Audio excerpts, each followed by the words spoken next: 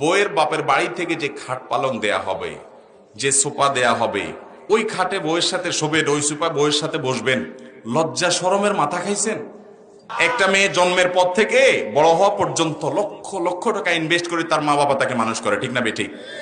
এরপরে আপনি যায়া সে মেয়েটা, আস্ত মেয়েটা তুলে নিয়ে আসতেছেন। আপনি শ্বশুর মশাইকে সারা জীবন শুকরিয়া জানানো উচিত যে আব্বাজান পড়ালেখা করেছেন আপনি, সার্ভিস দিচ্ছে আমার বাসায়, বড় করেছেন আপনি, সার্ভিস দিচ্ছেন আমার বাসায়, সবকিছু আপনি তাকে রেডি করে দিয়েছেন, লক্ষ লক্ষ টাকা ইনভেস্ট করছেন, আস্ত মেয়েটা তুলে নিয়ে আসলাম। সারা জীবন শ্বশুরের কাছে আপনি অবনত থাকবেন, সেটা না করে উল্টা বরং শ্বশুর বলতেছেন মেয়ে দিয়েছেন, ভালো কথার সাথে খাট পালাঙ্গ দেন। এটার চাইতে বড় জুলুম আরেকটা হতে পারে?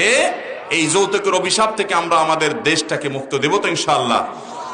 ভাইরা আমার, তরুণরা যারা আছেন এখনো বিয়ে শাদী করেন নাই, প্রতিজ্ঞা করেন শ্বশুর বাড়ি থেকে একটা সুই সুতাও নেব। প্রতিজ্ঞা করবেন তো ইনশাআল্লাহ?